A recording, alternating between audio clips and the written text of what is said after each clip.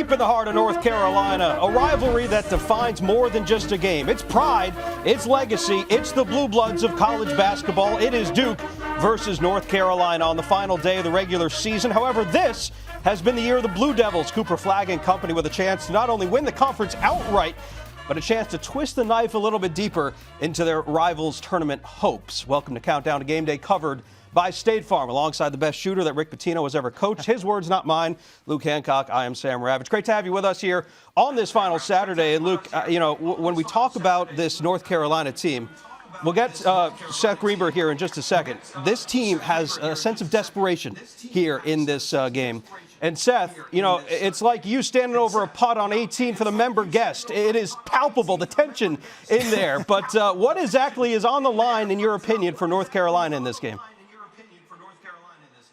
Guaranteeing an NCAA tournament bid. I mean, it's that plain and simple. Look, Carolina, the last 6 games have been terrific. 48% from the three, averaging making about 11 threes a game. But those games, none of those games are against the field. They need another win against the field. Duke is obviously the opportunity. It's not going to be easy, but there is a pathway for them to find a way to win this game. Coach, obviously, you know about the bubble, but what's your message to a team? If you're walking in there and you're Hubert Davis, Luke. Are you trying? Well, you're on the right side a few times, Coach. Come on. I do think your message to the team has to be something that fires these guys up. What's your message if you're Hubert Davis about the importance of this game and your tournament NCAA life? Look, if you got to fire your team up for North Carolina, then your team doesn't have a pulse and they have no chance. Firing your team up isn't going to be the issue. Getting your team to play winning basketball is going to be the issue. So what do you got to do if you're going to win this Duke game? Most importantly, you got to get stops and you got to be disruptive defensively, because you've got to find a way to play ahead of that defense. To beat Duke, you can't play against their set half-court defense. You got to play ahead of it. They got to probably make 12 threes, get some deflections, get some stops, get out in transition, play freed up, and open up the floor. That's going to be the challenge. But this game stands by itself. Jay Billis always says the air is a little bit different for Duke and North Carolina. It's a lot different in this game because most times this game determines an ACC championship, a #1 seed, a chance to work your way and win a national championship. This game today is all about having an opportunity to make sure that you're in the field. You control your controllables. Win this game, and Carolina is in. Coach, appreciate you joining us this morning. We'll see you on College Game Day in about 30 minutes. Thanks, Coach. Thanks, guys. All right, so he's exactly right. You look at Duke. We've talked about them in the light of Auburn, some of the best teams in the country, Houston. North Carolina, it just hasn't been the same story this year. A month ago, they were sitting at 7-6 in the ACC. They rattle off 6 in a row. Obviously, the shooting has played a big part in that. But is this a must-win game, in your opinion, for North Carolina today? I think that's how you have to approach it. If your NCAA tournament life is on the line, you go into it like this game means absolutely everything. And I like what Coach said. He knows about the art of the upset. He talks about that all the time. But these are two teams that in their last few games are averaging over 90 points a game.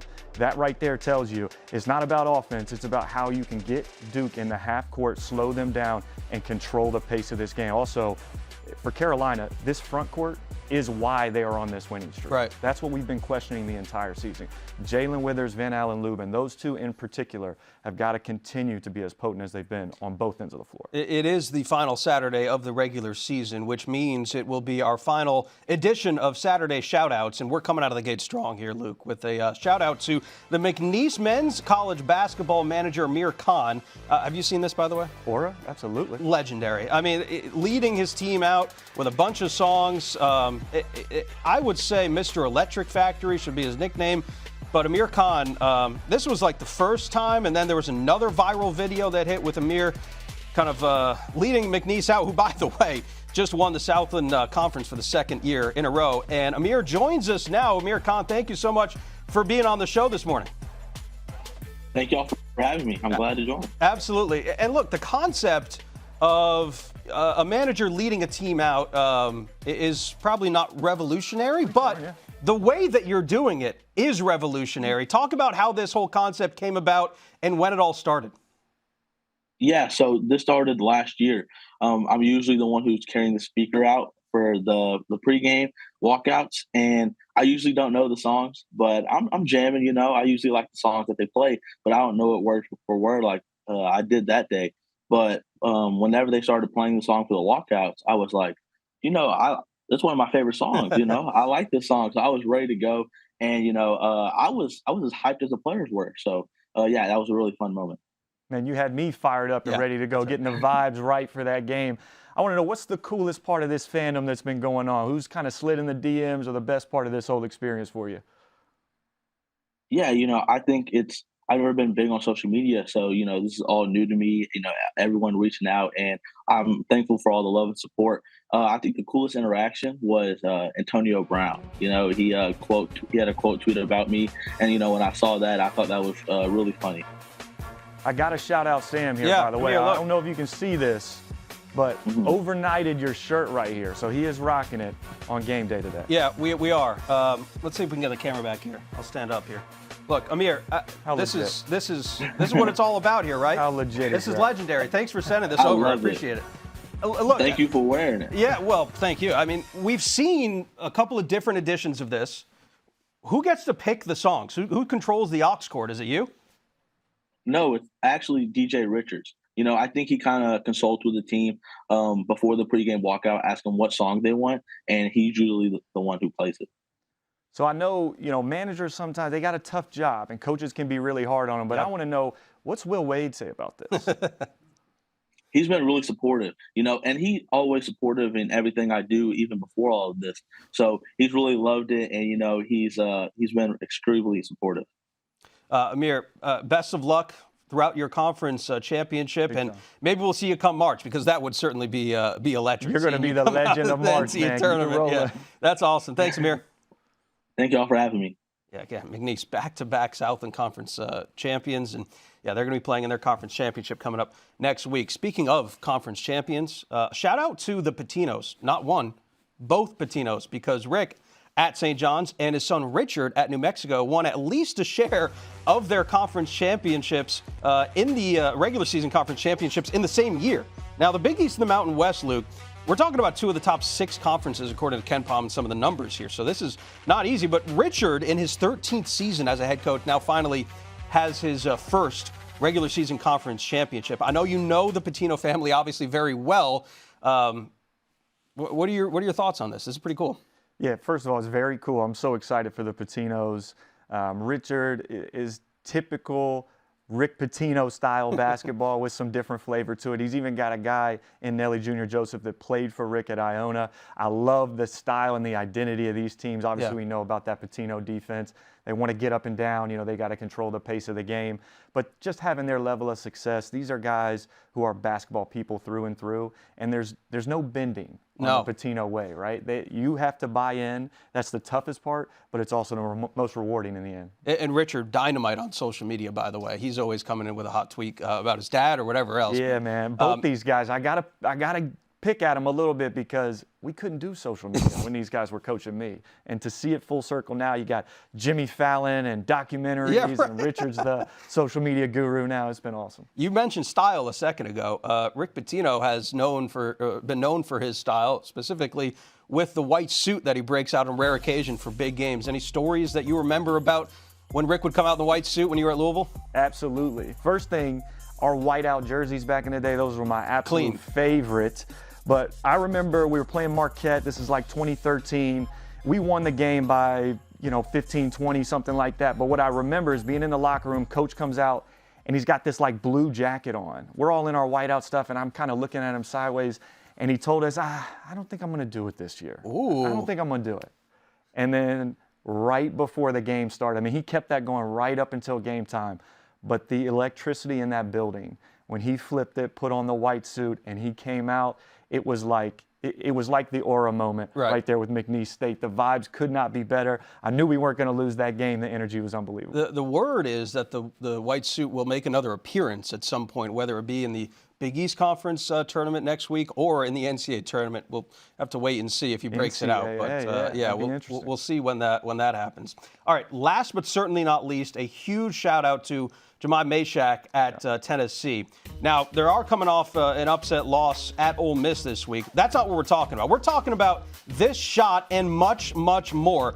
He not only won the game for the Volunteers in one of the most exciting finishes that we've seen in the SEC this year, but he followed it up by raising money for Second Harvest Food Bank, challenging fans to raise $7,900, corresponding to the number of points that they scored at 79. But they also would go on to raise much, much more money, totaling near $40,000, which would feed a lot of families in that Knoxville area. Jemai Meshack, Luke, has made some really good threes. Nobody has made more threes in a Tennessee Volunteer uniform than Chris Lofton. And Chris is kind enough to join us now on Countdown to Game Day. Chris, really appreciate you hopping on with us. You know, the SEC Network coming out with a new edition of SEC Storied. It's titled Volunteer for Life, and it follows the empowering and emotional story of your battle with cancer towards the latter parts of your career at Tennessee. And this documentary that is going to be released on Monday, it touches upon your decision to keep your battle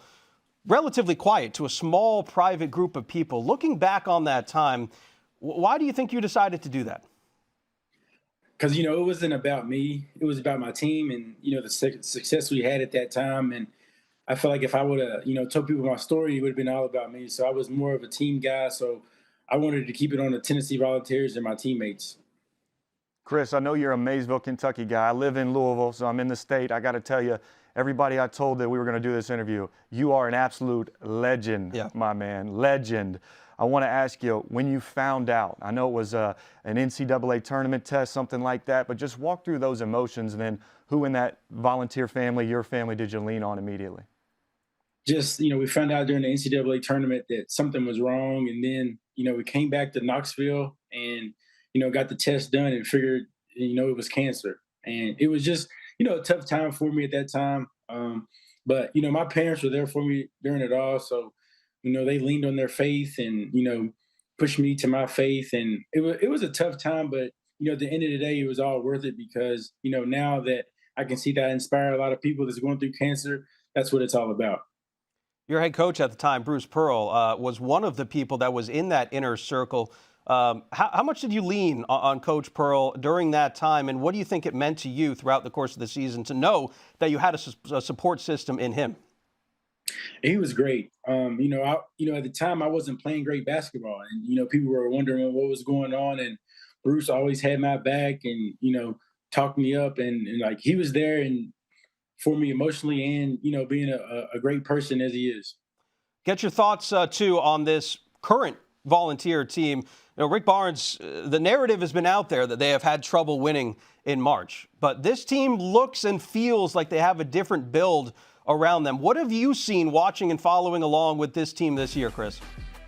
I love the way we play. We play great defense, and we're starting to shoot a lot better, and we're getting other guys involved. We need Kaz and Zakai, of course, Igor, and I think our bench, Gainey and Bar, is key off the bench for us to make a deep run.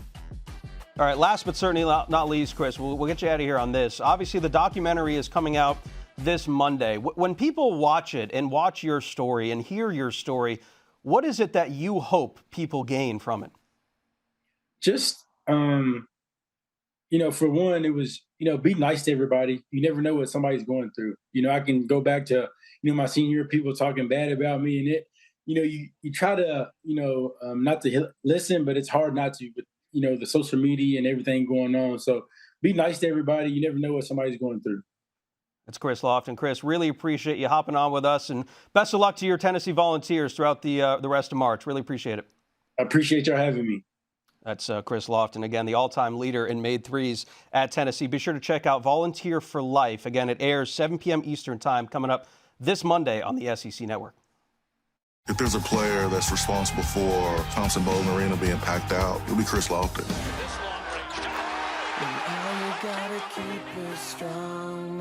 Chris, we have a situation here. If you win, do you continue to keep that secret? Let me tell you a story about becoming the ultimate teammate without anyone knowing. It hurts what he could have done, but look at what he did. An SEC Storied film, Volunteer for Life, Monday at 7 p.m. on SEC Network.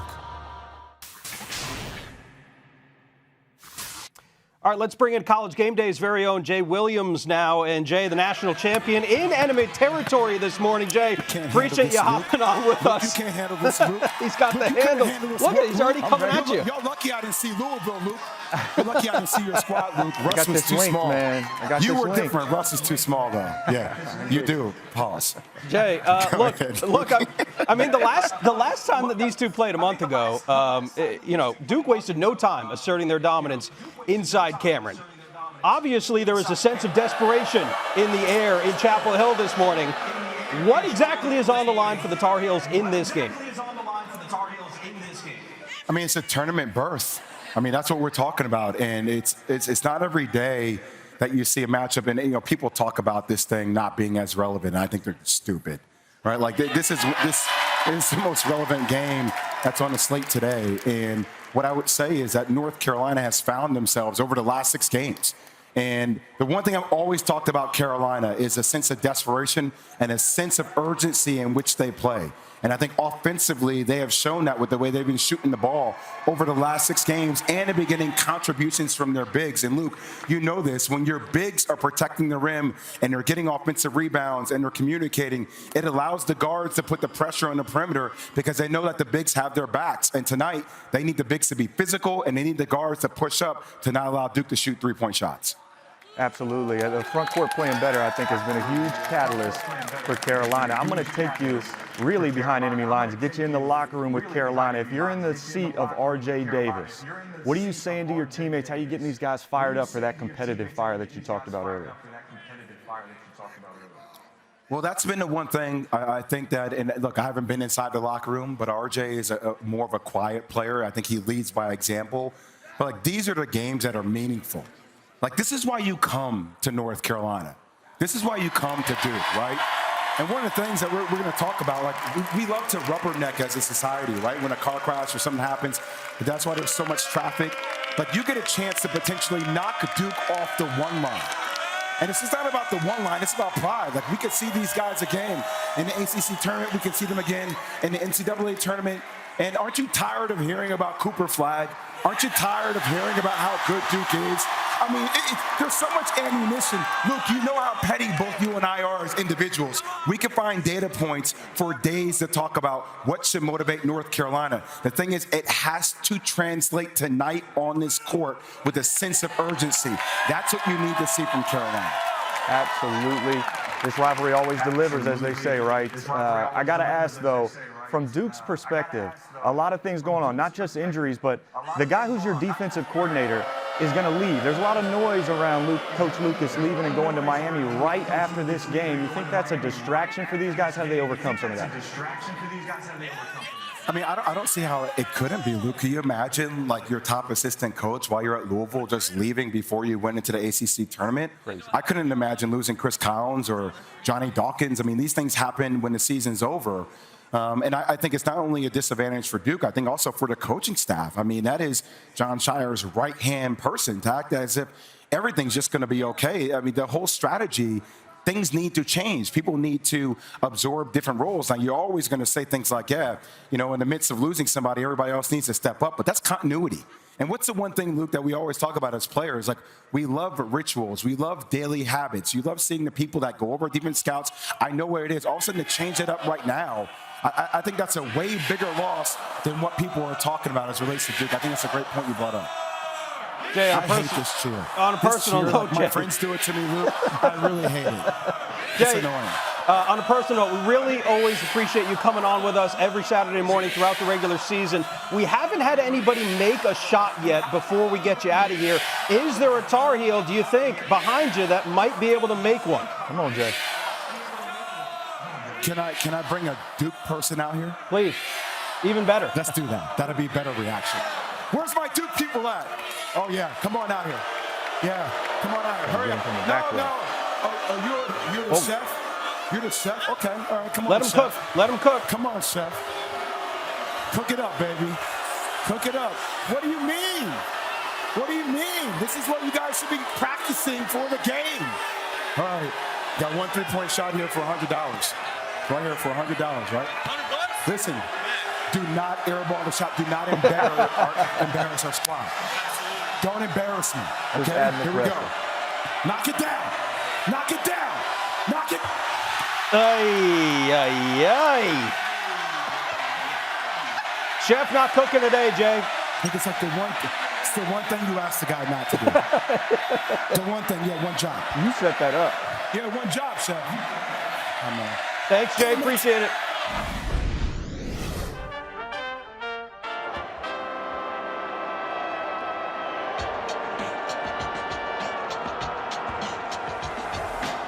Reverse knock. Oh, Quentin Richardson throws it down.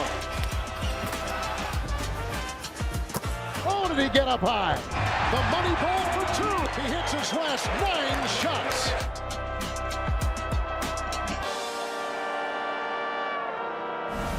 What a treat we have here in studio. Quentin Richardson joining us, 13-year NBA vet and former DePaul Blue Demon, joining us on Countdown to Game Day. Roll the ball out, Q. How much of those dunks do you think you can still make today?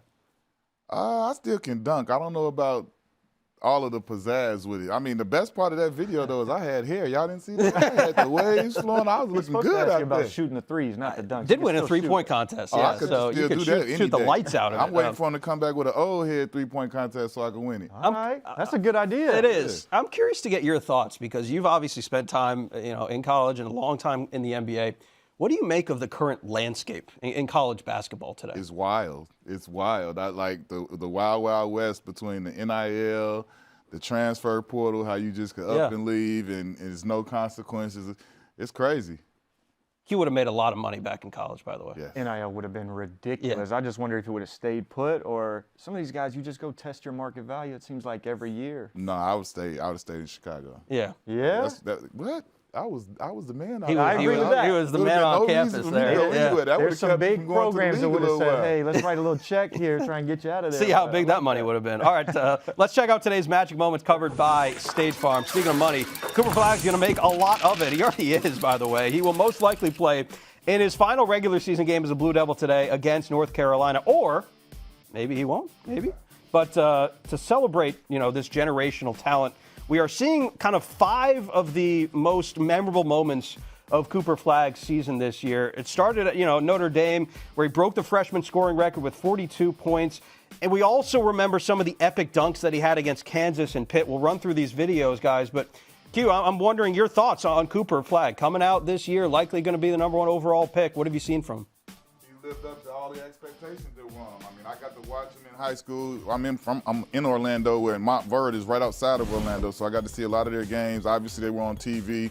But, yeah, he's made good on it, man. Since he's came on the scene, he's kind of just transcended and continued to rise. And I think he's he's risen to another level this year in college basketball, and I think he will be the inevitable #1 pick. Luke, we see the poster dunk against Kansas here. My favorite, I think, was the one against Pitt, and that'll be coming up in just a second. Do you think that we've seen the full scale and the full scope of Cooper Flagg's game, or is there another level?